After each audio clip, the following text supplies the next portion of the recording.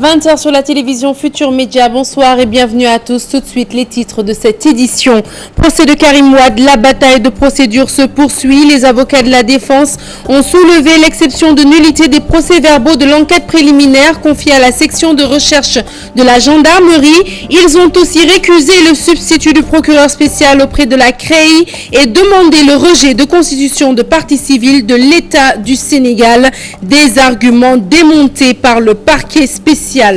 Tombé sous le coup des articles 80 et 254 du Code pénal, Samuel Sarr a passé sa première nuit à Rebeuss pour avoir commis le délit d'offense au chef de l'État. Le délit d'offense au chef de l'État, un article du Code pénal qui fait polémique. Pour Babacar Gaye, le chef de l'État doit faire preuve de dépassement. Mais selon Youssou Touré, secrétaire d'État à l'alphabétisation, hors de question de supprimer cet article censé réprimer les actes des fauteurs de troubles.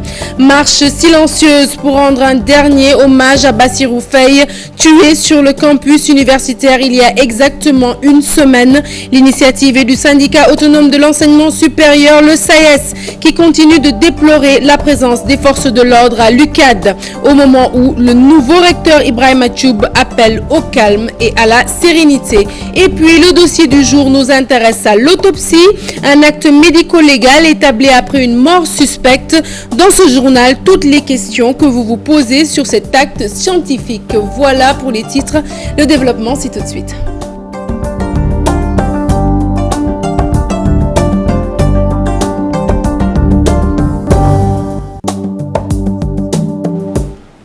Bonsoir Léa. Bonsoir Sarah. Rebonsoir à tous. Un journal que nous ouvrons avec le délit d'offense au chef de l'État, du régime d'Abdou Diouf à celui de Macky Sall. Nombreux sont ces hommes politiques qui sont tombés sous le coup des articles 80 et 254 avec à la clé un emprisonnement ou une simple arrestation. Nos chefs d'État respectifs ont très souvent eu à user de cet article dont Samuel Sarr, placé sous mandat de dépôt, fait actuellement les frais. Aminata Mbaresso, récit. Samuel Sarr, sous mandat de dépôt pour délit d'offense au chef de l'État et diffusion de fausses nouvelles. L'offense au chef de l'État, un délit incriminé par l'article 254 du Code pénal sénégalais. Un autre responsable libéral ayant fait les frais de cet article du Code pénal, Maître Amadou Sall. Il fut d'ailleurs la première victime sous le régime de Macky Sall. Le garde des Sceaux, sous Abdoulaye Wade, avait traité le chef de l'État d'anthropophage au moment de l'enquête sur les biens supposés mal acquis. En politique, journalistes, docteurs, ils sont nombreux à être tombés sous le coup de l'article 80 et 254. On se rappelle de l'emprisonnement de Madiambal Diagne en juillet 2004, une arrestation pour diffusion de fausses nouvelles, diffusion de correspondances et de rapports secrets, diffusion de nouvelles tendant à causer des troubles politiques graves. Sidi Lamine Niasse, El Malick Seck n'ont pas été épargnés. Abdou Diouf, Abdoulaye Wade, Macky Sall ont tous eu à user de cet article, aujourd'hui à controverse. Les articles 254 et 80 du Code pénal sénégalais sont qualifiés par certains comme antidémocratiques et qui vont à l'encontre du respect de la liberté d'expression. On s'intéresse à présent à ce terme juridique qu'est le délit d'offense au chef de l'État. Vieux de plus de 2 siècles, il aura été créé par les rois français dans le but de sanctionner les pauvres et les esclaves. Aujourd'hui, ce délit n'existe plus dans de nombreux pays et le Sénégal devrait en faire de même. C'est l'avis de Madi Boiré. Le pénaliste appelle à une réforme du Code pénal pour le respect de la liberté d'expression. Fatima et Jafaraba. Offense au chef de l'État, un délit tiré du Code pénal français de 1810. Cette disposition, définie par l'article 254, mérite d'être revue. Le délit d'offense au chef d'État a été créé en France du temps des rois et il n'était pas toléré que les sujets puissent faire des observations ou en tout cas dire quelque chose qui porterait atteinte au roi. On peut critiquer quand même l'incrimination parce que l'article 254 dit l'offense au chef d'État par l'un des moyens. Ça veut dire que cette incrimination ne dit pas ce que c'est offenser le chef d'État. Parce qu'une incrimination en général, ça doit être défini, ça doit être clair et précis. Le citoyen doit savoir ce qu'on lui reproche réellement. Certains observateurs se demandent si cette arme n'est pas utilisée par le pouvoir pour déstabiliser l'opposition, ce que le pénaliste ne refute pas. On peut peut-être craindre une instrumentalisation de la justice sélective à l'égard de certains hommes politiques et pas à l'égard d'autres personnes qui s'expriment tous les jours dans ce cadre-là. Et ça, je pense que c'est un recul peut-être enfin, il me semble pour moi en tout cas qu'il s'agit d'un recul de la démocratie. Le délit d'offense au chef de l'État n'existe plus dans certains pays et le Sénégal devrait faire pareil pour le respect de la liberté d'expression, selon le professeur. À l'image de la France qui en 2014, donc c'est récent, ça veut dire en 2014 vient d'abroger l'incrimination d'offense à chef d'État. Il faudrait peut-être que le Sénégal suive la France, sans pour autant peut-être que permettre aussi que des citoyens puissent déconsidérer l'institution que représente le président de la République, puisqu'il s'agit quand même d'une institution, d'une personne à la tête du sommet de l'État. Le pénaliste appelle à une réforme du code pénal et du code des procédures pénales afin de ne pas connaître un recul de la démocratie au Sénégal. Le délit d'offense au chef de l'État, incriminé par les articles 80 et 254 du Code pénal, les politiciens se prononcent. Selon Youssou Touré, secrétaire d'État à l'alphabétisation, hors de question de supprimer ces articles parce qu'il y a beaucoup trop de fauteurs de troubles. Babacar Gaye du PDS demande, lui, de son côté, à Macky Sall de faire preuve de plus de dépassement. Salimata Aoussek, Tierno Laurent Mendy. Les articles 80 et 254 du Code pénal envoient souvent des politiciens en prison. Pour Youssou Touré, c'est pour recadrer certains fauteurs de troubles. Samuel Sarr, le délit, ce n'est pas une offense au chef de l'État. Il a proféré des insultes, il a déversé des insanités sur la personne du président de la République. C'est extrêmement grave. Je crois qu'aujourd'hui, il devrait avoir honte de se comporter de la sorte. Il devrait avoir honte de sortir de sa bouche ces insanités qui n'honorent pas son prétendu rang d'intellectuel. Pour ce libéral, Abdoulaye Wade a entendu pire et jamais il n'a sévi. Le Sénégal gagnerait à élargir les bases de liberté, les limites de ce qu'on appellerait l'offense en chef de l'État. Maître Abdoulaye Wade a dirigé ce pays pendant 12 ans. Il a été insulté, il a été traité de démon, il a été traité de voleur, d'assassin. Jamais, vous l'avez vu, le procureur ne s'est saisi pour mettre les gens en prison. Ces deux politiciens ont une vision différente des agissements de Samuel Sarr. Je pense que autant on avait laissé la CREI mourir de sa belle mort, autant cet article 80 et cet article qui est 254 devraient aussi, à la limite, s'ils ne sont pas supprimés, entrer en obsolescence. On l'entendra jamais sortir un certain discours qui heurte la susceptibilité des uns et des autres. C'est extrêmement grave. Ce n'est pas un problème de l'article 80. L'article 80, l'article 85, Samuel Sarr n'est même pas concerné par parce que l'article 80 offense au chef. Il a fait pire qu'une offense au chef de l'État. Samuel Sarr est sous mandat de dépôt depuis hier. Il est poursuivi pour les délits d'offense au chef de l'État et diffusion de fausses nouvelles. Alors, faut-il supprimer l'article 80 du Code pénal réprimant le délit d'offense au chef de l'État? La question est de plus en plus agitée, notamment dans le camp politique sénégalais. Après l'inculpation de l'ancien ministre de l'Énergie, Samuel Sarr, dernière victime de cette disposition juridique, les Sénégalais donnent leur avis sur l'opportunité ou non du retrait de ces articles. Pour certains, il faut plaider pour sa suppression et pour d'autres, ils soutiennent plutôt son maintien. Kodendiaï. L'article 80 et 254 du Code pénal réprime le délit d'offense au chef de l'État. Pour ces Sénégalais, ces dispositions doivent être retirées pour apaiser le climat politique sénégalais. Moi, je préfère qu'on le supprime pas, parce que c'est un article fourre-tout, quoi.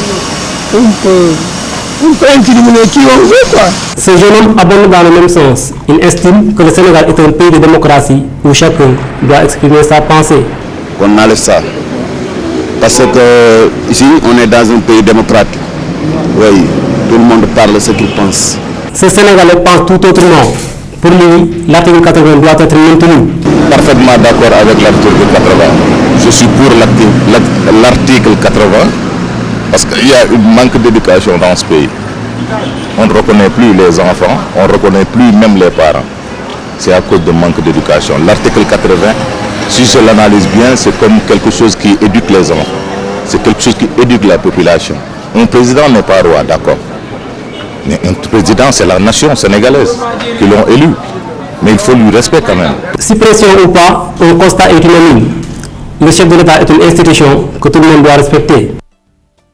Nous reparlons du procès de Karim Wade. La bataille de procédure se poursuit. Les avocats de la défense ont soulevé l'exception de nullité des procès verbaux de l'enquête préliminaire confiée à la section de recherche de la gendarmerie. Ils ont également récusé le substitut du procureur spécial auprès de la CREI et demandé le rejet de constitution de partie civile de l'État du Sénégal. Compte rendu d'audience signé Chérif Dia. À l'audience de ce jeudi, les avocats de la défense ont soulevé l'exception de nullité de toute la procédure qui, selon eux, viole le droit de leur client Karim Wade à un procès équitable. Maître Ciré Clédorli plaide l'annulation des procès-verbaux et actes accomplis par 6 gendarmes de la section de recherche de la gendarmerie au cours de l'enquête préliminaire qui aurait dû être confiée à une brigade spéciale. L'avocat a aussi soulevé une autre exception de nullité. Elle concerne le deuxième réquisitoire introductif du procureur spécial près la CREI, surtout le second datant du 14 octobre 2013 à l'origine de la deuxième inculpation de Karim Wade. L'avocat y relève une violation du principe de l'irrévocabilité du juge d'instruction. Dans sa plaidoirie qui aura duré 3 heures, Maître Ciré Clédorli a également demandé à la Cour l'annulation de tous les actes pris par le substitut du procureur spécial dans le cadre de la procédure. Car selon lui, Antoine Félix Diome n'avait pas le grade requis pour être nommé à la CREI. La défense a également récusé la constitution de partie civile de l'État du Sénégal qui, selon elle, n'a subi aucun préjudice dans le cadre de cette procédure.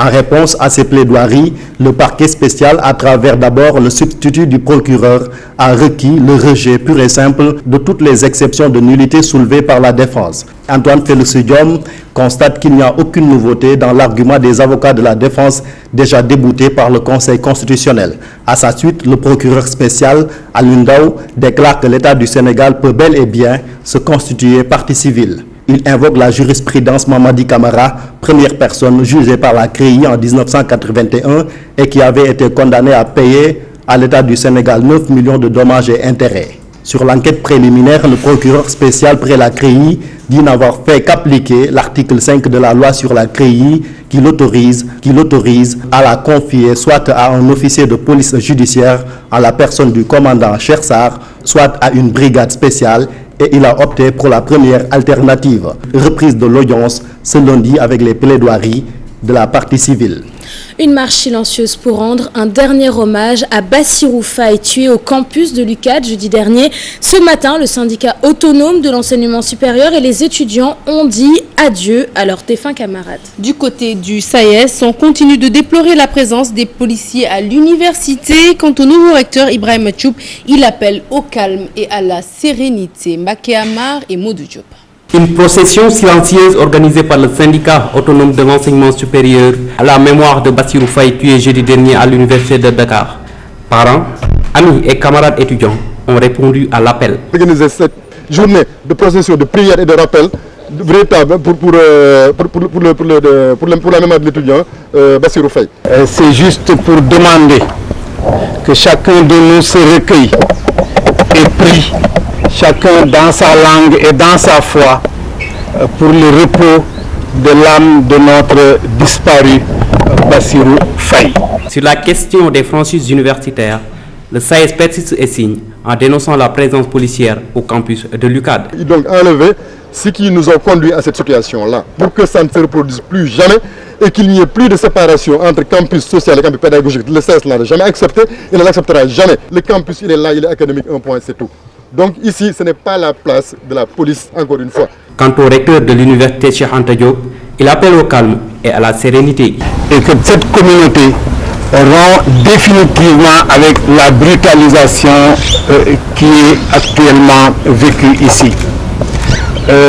Qu'on puisse mettre un terme à la banalisation de la violence. Cette femme, mère d'étudiants et de policiers, invite à l'apaisement des cœurs. Si j'ai eu un problème avec les policiers qui étaient ici, c'est parce que ça a développé de la haine entre les policiers et les étudiants.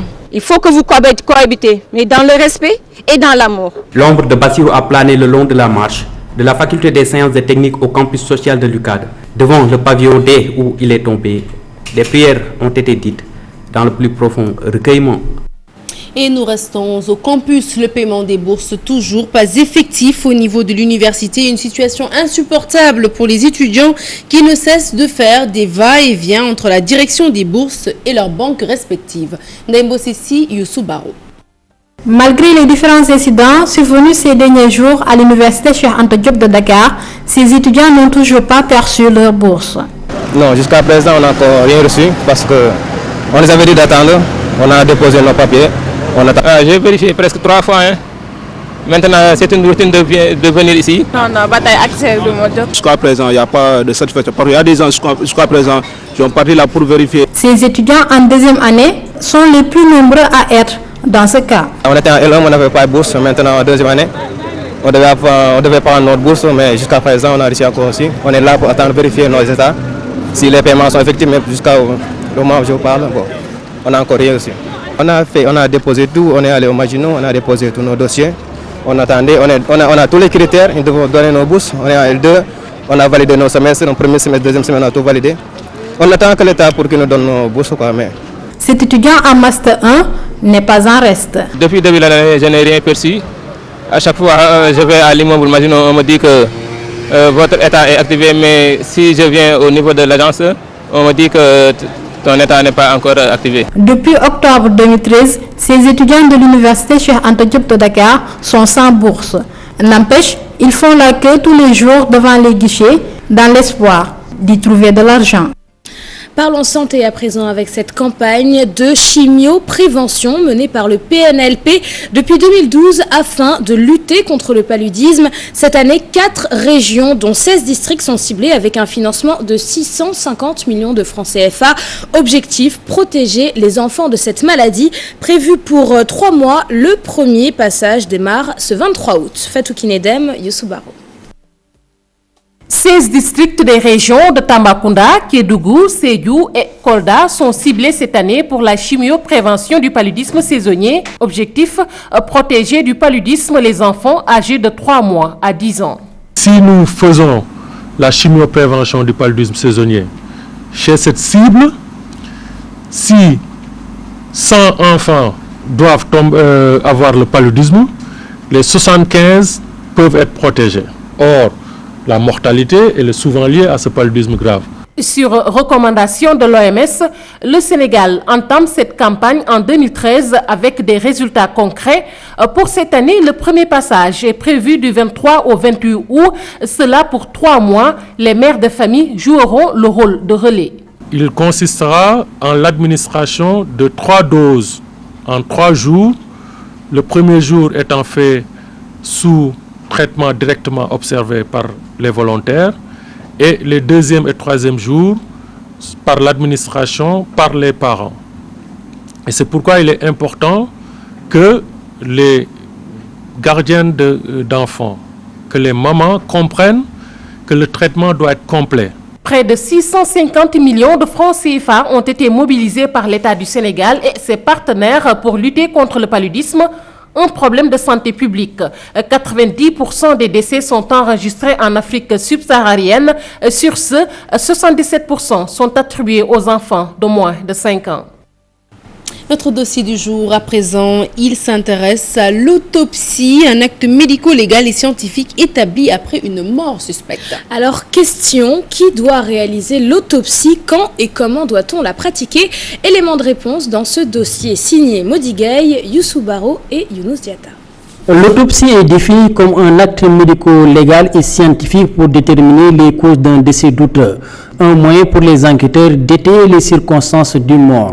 Dans pareille occurrence, le procureur de la République ou bien même un juge d'instruction saisi dans le cadre d'une instruction a tout à fait la possibilité de commanditer cette autopsie. Pour cela, plusieurs techniques existent et les médecins essayent de toutes les utiliser. Direction, la morgue de l'hôpital général Grand Yoff, dans cette salle, sont examinés tous les jours des corps sans vie. Des procédures donc d'examen du corps. Donc pour constater quelles sont les lésions externes, mais également un examen donc à l'intérieur du cadavre. C'est-à-dire l'incision du thorax et de l'abdomen, l'analyse des organes, l'ouverture de la boîte crânienne et le prélèvement pour le laboratoire. des prélèvements sont effectués et donc techniqués selon une procédure particulière pour aboutir à des lames, donc des prélèvements sur des lames porte-objets qui sont colorées et qui seront étudiées avec les microscopes. La grande interrogation est de savoir comment un travail aussi minutieux peut être source de polémique. Quand nous voyons donc sur la cartographie ce qui se passe surtout en matière de légiste, donc souvent le traitement est quand même, ça suscite quand même des interrogations. Profession de foi rompue ou serment d'Hippocrate violé, la loi reste rigide face à de tels manquements. Si l'acte est falsifié, le délit de faux est prévu par le code pénal. Il y a le délit de faux en écriture privée, mais il y a aussi le faux en écriture authentique publique. De nos jours, l'autopsie reste l'unique moyen qui permet de donner une fourchette plus ou moins précise sur l'heure et la nature de la mort.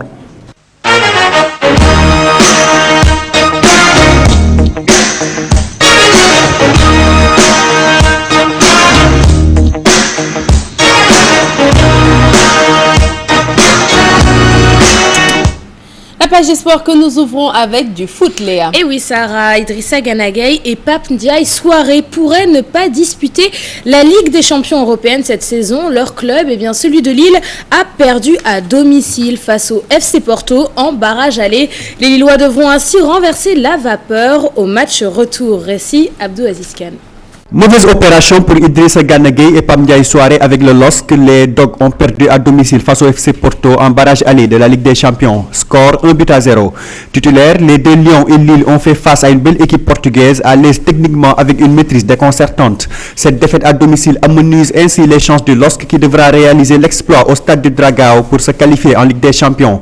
Fraîchement transféré au Standard de Liège, Ricardo Fati pourrait ne pas disputer la Ligue des Champions car les Liégeois ont perdu à domicile face au Zénith Saint-Pétersbourg.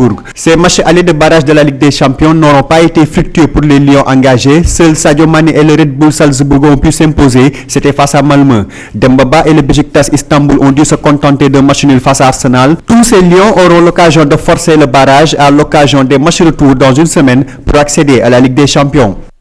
Voilà qui met fin à ce journal. Nous avons été très heureuses de vous le présenter. Prochain rendez-vous de l'information, le tout en images à 0h, à 21h. Vous aurez Lichi Penchemi avec Raj Hassan Gueye et bien sûr l'info qui continue sur votre site www.gfm.sn. Merci Léa. Merci Sarah. Merci à tous de nous avoir suivis. Agréable suite de programme sur TFM. Au revoir.